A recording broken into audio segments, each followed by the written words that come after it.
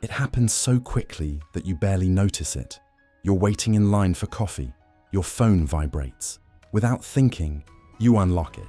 One swipe. A friend just announced a promotion. Another just bought their first house. Someone you graduated with is traveling through Italy. Someone else launched a business. Another is engaged. Another just ran a marathon. You spend less than 30 seconds looking at your screen. Then you put your phone away. Nothing in your life has actually changed. Your salary is the same. Your apartment is the same. Your relationships are the same. The weather hasn't changed. Your future hasn't changed, and yet something feels different. Somehow, a perfectly normal morning suddenly feels a little smaller. You didn't lose anything, but it feels like you did. Maybe you've asked yourself this before. Why can't I just be happy for other people? Or perhaps the question sounds different. Why does everyone else seem so much further ahead? Why do I always feel behind? Why do I compare myself to everyone? Most people think they already know the answer. Social media. And yes, social media makes comparison louder. But here's the first plot twist. It didn't invent comparison. It simply discovered a brain that was already looking for it. Long before smartphones, long before cities, long before money, your ancestors lived in small groups where survival depended on something surprisingly fragile: your position. Imagine two hunters living 20,000 years ago. One consistently brought food back to the group, the other rarely did. Who would people trust more? Who would have greater influence? Who would have better chances of finding allies? Who would be more likely to find a mate? Status wasn't just about pride, it affected survival itself. For our ancestors, knowing where they stood within the group wasn't vanity, it was information. Important information. The brain learned to ask one question over and over again. Where do I rank? Because ranking helped predict safety, resources, acceptance, opportunity, rejection. That ancient calculation still happens today, only now. Instead of comparing hunting skills, your brain compares careers, followers, fitness, income, relationships, intelligence, appearance. The environment changed. The algorithm didn't. And that's why comparison feels automatic, not because you're insecure, because your brain is running software written for a world that no longer exists. Here's something fascinating. Imagine walking into a room filled with strangers. Within seconds, your brain has already started collecting information. Who's confident? Who's funny? Who's attractive? Who's respected? Who's paying attention to whom? Almost none of this happens consciously. Yet your brain builds a social map with astonishing speed. Psychologist Leon Festinger proposed decades ago that humans naturally evaluate themselves by comparing themselves with other people, especially when there is no clear objective measure of how well they're doing. Think about it. How do you know whether you're successful? There isn't a universal scoreboard. No single number tells you whether you're doing well in life, so your brain looks sideways instead. It searches for people who seem similar to you, people your age, your co-workers, your classmates, your neighbors, your friends, because comparing yourself to someone completely different isn't very useful. A college student rarely compares their life to an 80-year-old retiree. A beginner pianist doesn't usually compare themselves to Mozart. The brain wants reference points that feel close enough to matter, and that's where the trap begins, because once your brain finds a reference point, it rarely stops at observing. It starts measuring, not just where they are, but where you are relative to them. And something extraordinary happens the moment someone else's life becomes your measuring stick. Your own achievements quietly begin changing size. Imagine you've just finished running 5 miles. Last year, you couldn't even run one. You're proud. You feel stronger than ever. Then someone tells you, your co-worker just finished a marathon. Suddenly, your 5 miles feel smaller. The distance you ran hasn't changed. Your accomplishment hasn't changed, only your comparison has. So what exactly changed inside your brain? Surely confidence can't disappear that quickly, or can it? The answer reveals something most people never realize. Your brain isn't actually chasing success. Success is only a shortcut. What it's really chasing is position. And once position becomes the goal, you'll discover something unsettling. There will always be someone standing one step ahead. Position. That's what your brain has been tracking all along. Not happiness, not fulfillment. position. At first, that sounds almost cynical. Surely, human beings care about more than where they rank. Of course we do. But your brain learnt something long before you were born. Position often predicts opportunity. Imagine 2 employees working in the same company, both earn enough to live comfortably, both enjoy their jobs, both receive positive feedback. On paper, they're doing equally well. Then one of them discovers that the other was just promoted. Nothing about their own career has changed. Their paycheck hasn't shrunk. Their skills haven't disappeared. Yesterday, his accomplishments are exactly the same, and yet, the satisfaction they felt only a few minutes ago suddenly begins to fade. Why? Because your brain isn't measuring success in absolute terms. It's measuring relative position.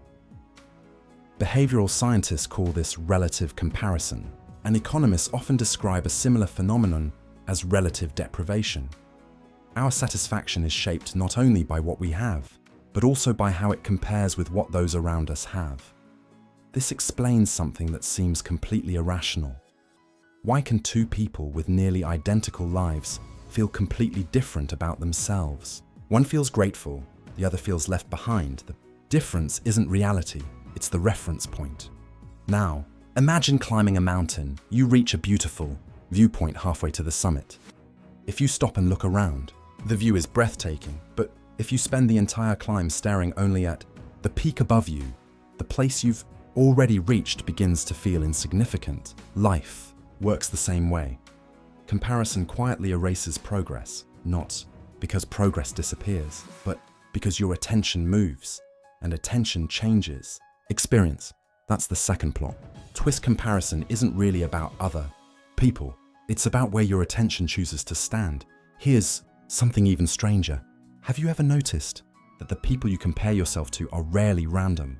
You don't usually compare your career to a professional athlete or your income to a billionaire. Your brain looks for people who are just close enough to feel relevant.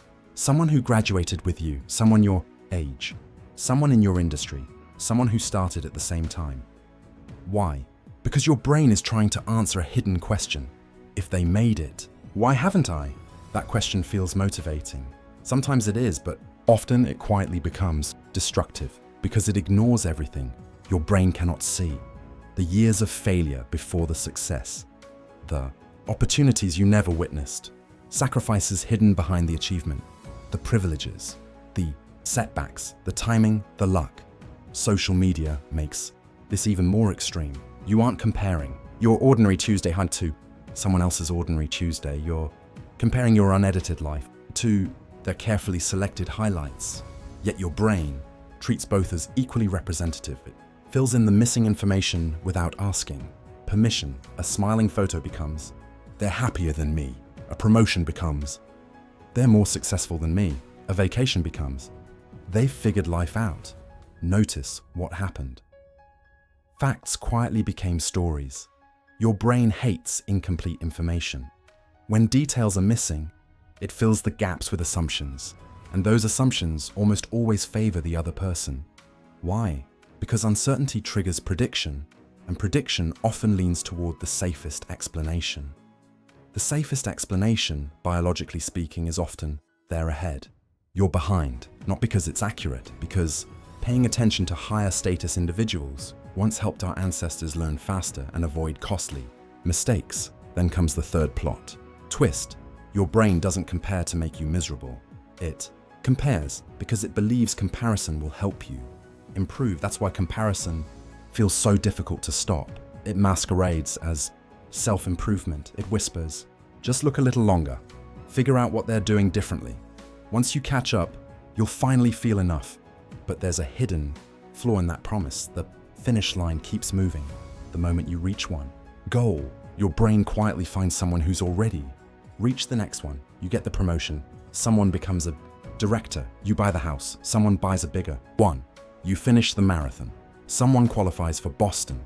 The game never ends. Not because success isn't real, because your brain was never programmed to stop searching for a higher position. And once you understand that, one final question becomes impossible to ignore. If comparison is built into the human brain, does that mean we'll Spend our entire lives trapped inside someone else's scoreboard?